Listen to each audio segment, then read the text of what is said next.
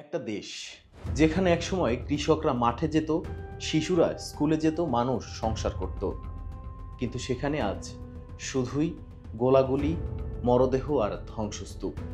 আমি নাদিম মারজান আজ এমন একটা দেশের কথা বলবো যে দেশের খবর হয়তো অন্যান্য সব খবরের ভিড়ে হারিয়ে গেছে। সুদান, আফ্রিকার একটি দেশ। গত কয়েক বছর ধরে রক্তাক্ত এই দেশটি সরকারি সেনাবাহিনী আর আধা সামরিক বাহিনী যারা বিদ্রোহ করে সেনাবাহিনী থেকে বেরিয়ে গেছে, তাদের মধ্যে দ্বন্দ্বে সাধারণ মানুষের জীবন বলি হচ্ছে, আর তাও একজন দুইজন নয়, হাজার হাজার মানুষের জীবন। এই দুই শক্তির লড়াইয়ে ধীরে ধীরে ধ্বংস হয়ে যাচ্ছে দেশটা। একদিকে সুদানিস আর্মড ফোর্সেস, যেটা রাষ্ট্রীয় সরকারি বাহিনী, অন্যদিকে র্যাপিড সাপোর্ট ফোর্সেস বা আরএসএফ। তারা একসময় সেনাবাহিনীরই অংশ ছিল, কিন্তু এখন তারা একে অপরের শত্রু। মূলত এই যুদ্ধ শুরু হয় 2023 সালের এপ্রিল মাসে। মূল কারণ ছিল ক্ষমতার দ্বন্দ্ব। দুই নেতা দুজনই নিজেদের হাতে গোটা দেশকে চালাতে চেয়েছে। সরকারি বাহিনীর প্রধান আবদেল ফাত্তাহ আল বুরহান আর আরএসএফ এর প্রধান মোহাম্মদ হামদান দাগালো, যাকে সবাই হেমেদতি বলে চেনে। এই দুজন একসঙ্গে গণতান্ত্রিক সরকার সরিয়ে দিয়েছিল 2021 সালে, কিন্তু যখন ক্ষমতা ভাগাভাগির সময় এলো তখন শুরু হলো রক্তপাত। তারপর থেকে একদিনের জন্য থামেনি এই যুদ্ধ।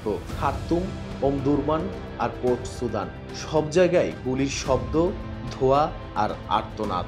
মানবাধিকার সংস্থাগুলো বলছে এটা শুধু রাজনৈতিক সংঘর্ষ নয়, রূপ নিয়েছে গোটা জাতিগত সংঘর্ষে।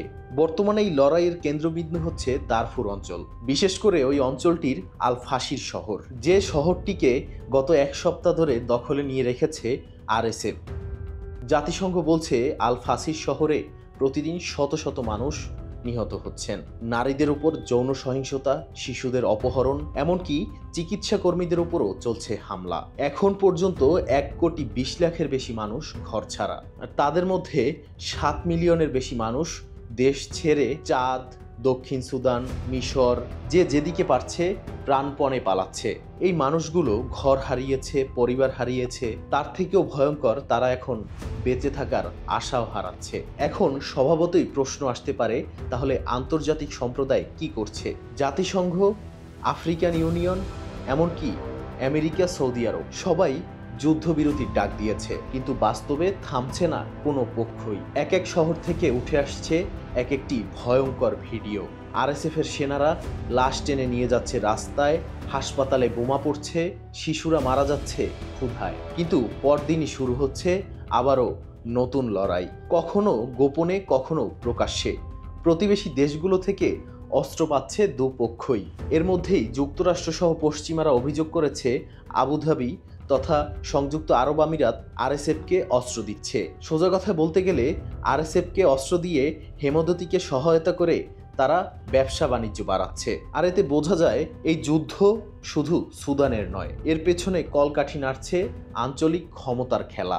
ইসলামপন্থী গোষ্ঠীগুলোর বিরোধিতা করায় কেউ কেউ আবার সরকারি বাহিনীকেও সাহায্য করছে। তবে যতই ক্ষমতার খেলা হোক কিংবা রাজনৈতিক দাপট, মারা যাচ্ছে কিন্তু সাধারণ নিরীহ মানুষরাই, যারা চেয়েছিল শুধু শান্তিতে বাঁচতে। এখন তারা মরুভূমি পেরিয়ে শরণার্থী শিবিরে আশ্রয় নিয়েছে, আর তারা অপেক্ষা করছে খাবারের, যেটা হয়তো আসবে, হয়তো আসবে না। একটা সময় ছিল যখন দারফুরের নাম শুনলেই মনে আসতো গণহত্যার কথা। 20 বছর পেরিয়ে গেলেও আজ আবার সেই ইতিহাস সামনে এসে দাঁড়িয়েছে ভয়ঙ্করভাবে, যেখানে প্রতিদিন মারা যাচ্ছে শত শত মানুষ। গত কয়েকদিনই মারা গেছে 2-3 হাজার মানুষ। সুদান এখন একটা ভাঙা দেশের নাম, ধ্বংসস্তূপের নগরীতে পরিণত হয়েছে সুদানের আল ফাশির শহর। কিন্তু এই ভাঙনের নিচে লুকিয়ে আছে এক গভীর সত্য। ক্ষমতার লালসা যখন মানবতার চেয়ে বড় হয়ে যায়, তখন শুধু দেশ নয়, ভেঙে পড়ে সভ্যতাও। আমি নাদিম মারজান, এটা ছিল সুদান নিয়ে এনডি জার্নালের বিশেষ একটি ভিডিও। দেখা হবে পরবর্তী ভিডিওতে। ততক্ষণ পর্যন্ত সবাই ভালো থাকুন, সুস্থ থাকুন, নিরাপদে থাকুন, আর এনডি জার্নালের সঙ্গী থাকুন।